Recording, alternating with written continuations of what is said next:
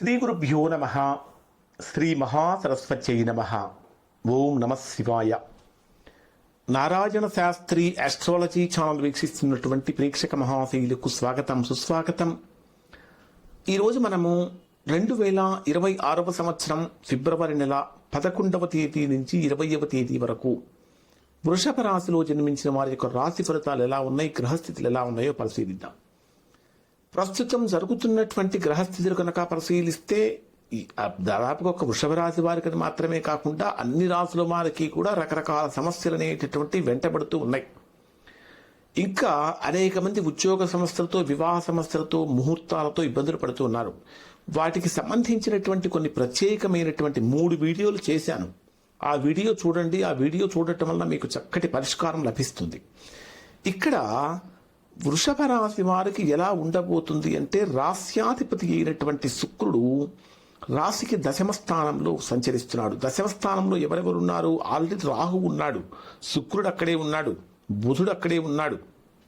13వ తేదీ నుంచి రవి కూడా వచ్చి కలుస్తాడు. అంటే చాతుర్గ్రహ కూటమి యొక్క ప్రభావం వృషభ రాశి వారి మీద ఎంతవరకు ఉంటుంది అని కనుక మనం పరిశీలించినట్లయితే, ఇక్కడ రాస్యాధిపతి అయినటువంటి శుక్రుడు రాశికి దశమ స్థానంలో సంచరించేటటువంటి ఈ సమయంలో ఉద్యోగపరంగా, వ్యాపారపరంగా కొద్దిగా ప్రతిష్టంభన నెలకొంటుంది.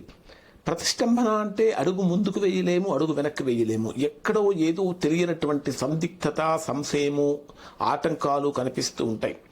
కానీ టెక్నాలజీ రంగంలో ఉన్నవారికి, ఆన్లైన్ రంగంలో ఉన్నవారికి, సోషల్ మీడియాలో ఉన్నవారికి ఇన్నోవేషన్కి విశేషమైన ప్రాధాన్యత ఏర్పడుతుంది.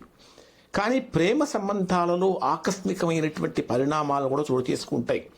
అలాగే ఆకర్షణలు, మాటల వలన బుధరాహు గ్రహాల యొక్క ప్రభావం. ఎందుకంటే మీ రాశికి ద్వితీయ స్థానాధిపతి, ధనాధిపతి ఎవరు అంటే బుధుడు.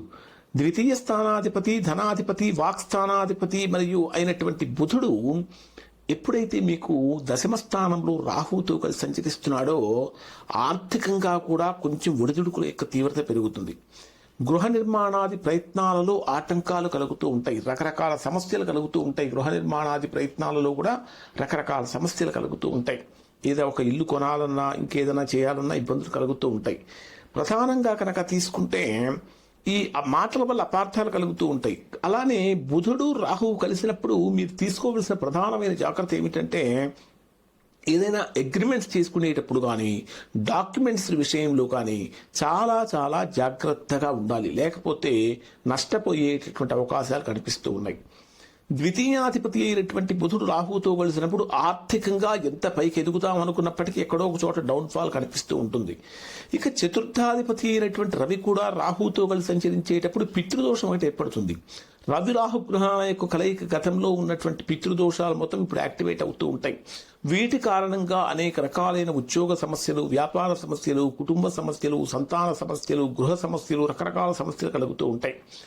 పంచమాధిపతి అయినటువంటి బుధుడు కూడా రాహుతో కలిసినప్పుడు సంతానపరమైనటువంటి విషయాలలో ఆచితూచి అడుగులు వెయ్యాలి. అంటే స్పీడ్ డెసిషన్స్ అనేటటువంటివి పనికి రావు. ప్రధానంగా తీసుకుంటే ఆరోగ్యపరమైనటువంటి విషయాలలో కూడా వృషభ రాశి వారు చాలా జాగ్రత్తలు పాటించాలి.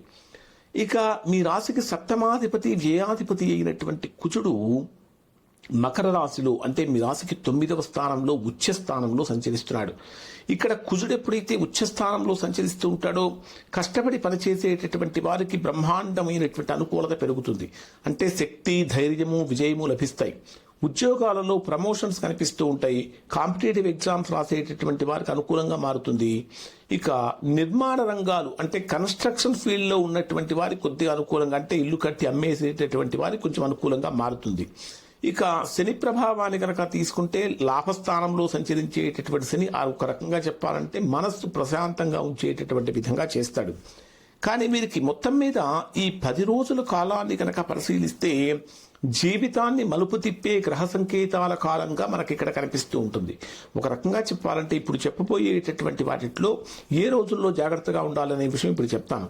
ఇక్కడ మీకు 11వ తేదీ ఉదయం నుంచి 12వ తేదీ మధ్యాహ్నం 1:41 వరకు ఉండేటటువంటి సమయంలో ఇది కుటుంబ సంబంధాలలో కానీ, కొన్ని రిలేషన్స్లో కానీ విపరీతమైనటువంటి ఉద్రిక్తతలు కలిగే అవకాశాలు ఉంటాయి. దాంపత్య జీవితంలో కానీ భాగస్వామ్య వ్యాపారాలలో కానీ మాట్లాడేటటువంటి మాటలలో జాగ్రత్త అవసరం. అనవసరమైనటువంటి అనుమానాలు మనశ్శాంతిని దూరం చేస్తాయి, మనశ్శాంతికి భంగం కలిగిస్తాయి. కాబట్టి కుటుంబ సంబంధమైనటువంటి విషయాలలో మనశ్శాంతి దూరం కాకుండా చూసుకోవటం అనేది ఈ రాశి వారికి ప్రధానంగా చెప్పదగినటువంటి సూచన.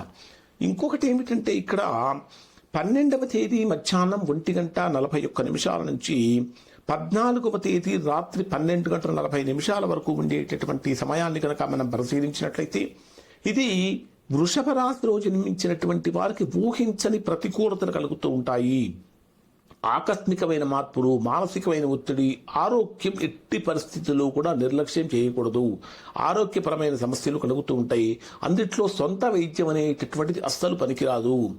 ఇప్పటిదాకా మీరు చాలా గోప్యంగా ఉంచినటువంటి రహస్యపరమైనటువంటి విషయాలు కూడా బయటికి వచ్చే అవకాశం ఉంటుంది. అయితే ఇది ఆధ్యాత్మికంగా దైవానికి దగ్గర కనుక అయినట్లయితే సమస్యలు దూరం అవుతాయి అని చెప్పాలి. ఇక 14వ తేదీ రాత్రి 12:40 నుంచి 17వ తేదీ ఉదయం 9:04 వరకు ఉండేటటువంటి సమయంలో ఇది మీకు ఏ విధంగా ఉంటుందంటే ఇది అదృష్ట స్థానంగా మారబోతుంది, భాగ్యస్థానంగా మారబోతూ ఉంటుంది. వారసత్వంగా వచ్చేటటువంటి ఆస్తుల విషయంలో అనుకూలత కలుగుతుంది. ఏదైనా స్థిరాస్తులకు సంబంధించినటువంటి విషయాలలో నిర్ణయం తీసుకోవాలి అనుకున్నటువంటి వారు ఖచ్చితంగా ఈ రోజుల్లో తీసుకోవటం వల్ల మంచి ఫలితాలు పొందుతూ ఉంటారు. రావాల్సిన ధనం కొద్దిగా చేతికి కూడా అందుతూ ఉంటుంది. ఇక 17వ తేదీ ఉదయం 9:04 నుంచి 19వ తేదీ మధ్యాహ్నం 2:57 వరకు ఉండేటటువంటి సమయాన్ని పరిశీలిస్తే ఇక్కడ మీకు పంచగ్రహ కూటమి యొక్క ప్రభావం మీ జన్మరాశికి 10వ స్థానంలో జరుగుతూ ఉంది. పంచగ్రహ కూటమి యొక్క ప్రభావం మీ జన్మరాశికి 10వ స్థానంలో జరుగుతుంది. 10వ స్థానం అంటే కర్మస్థానము, ఉద్యోగ స్థానము, వ్యాపార స్థానంలో జరుగుతూ ఉంది.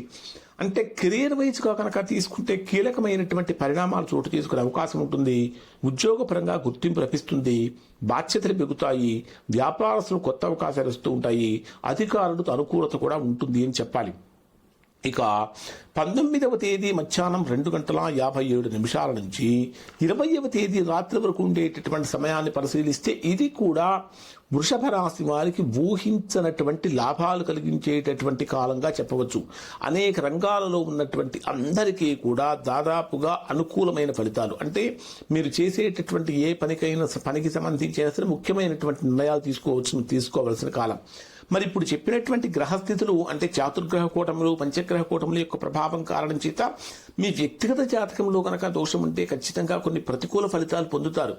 అటువంటి సందర్భంలో ఖచ్చితంగా ఇదే సమయంలో వ్యక్తిగత జాతకాన్ని కూడా పరిశీలన చేయించుకొని దోషం ఎక్కడుందో తెలుసుకుని దానికి తగిన విధంగా చక్కగా దోష నివారణ కనుక చేయించుకుంటే బ్రహ్మాండమైనటువంటి సత్ఫలితాలు పొందుతారు. ఇవి వృషభ రాశి వారికి సంబంధించినటువంటి ఫలితాలు. శుభం.